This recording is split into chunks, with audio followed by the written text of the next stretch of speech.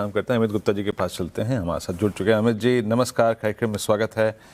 पूरा विश्व इस वक्त एक बिल्कुल डिफरेंट, अगर आप देखें, स्टाइल में ट्रेड कर। Look at US, look at rest of Asia, I mean emerging markets.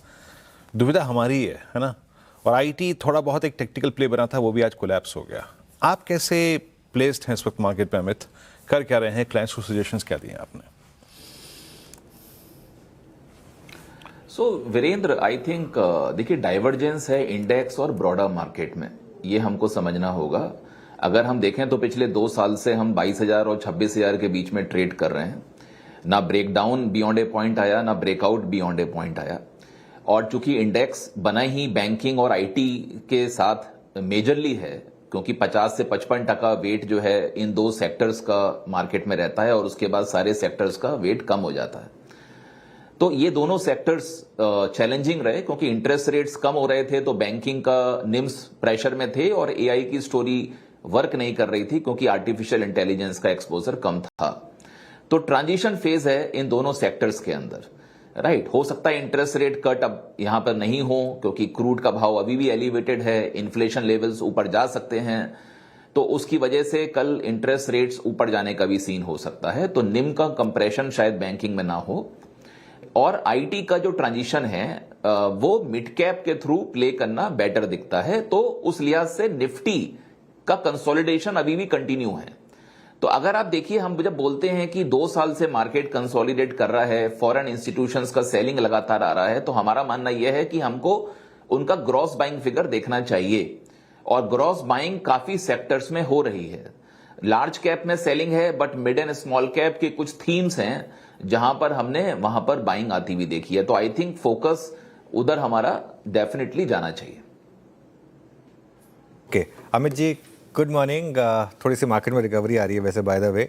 अच्छा, स्टॉक स्पेसिफिक इस समय आपके पास क्या बड़े रुझान हैं और कहां पर आप पैसा लगा रहे हैं इस समय?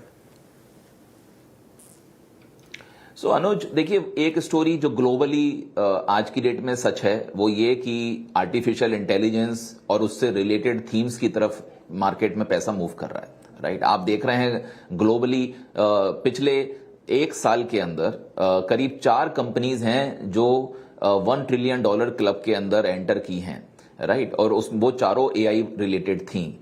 अभी अगले महीने एंथ्रोपिक का भी इशू आ सकता है, जो कि $1 ट्रिलियन का वैल्यूएशन हो। हमारे यहाँ रिलायंस को हम देखते हैं, जो कि 195 बिलियन डॉलर का मार्केट कैप है। तो बहुत पीछे हैं, बट काफी स्पेसिफिक स्टोरीज हैं। फॉर एग्जाम्पल स्विच गियर, अगर आप देखिए, जो डेटा सेंटर में यूज होते हैं, ये स्विच गियर्स के अंदर कुछ होते हैं जो गैस आइसोलेटेड होते हैं, कुछ होते हैं जो एयर आइसोलेटेड होते हैं, राइट। उसके साथ साथ ट्रांसफॉर्मर्स हैं जिनका यूज होता है। तो 65-70% कैपिटल एक्सपेंडिचर डेटा सेंटर का, उससे रिलेटेड कुछ थीम्स हैं इंडियन मार्केट में, जहां पर हमको फोकस करना चाहिए।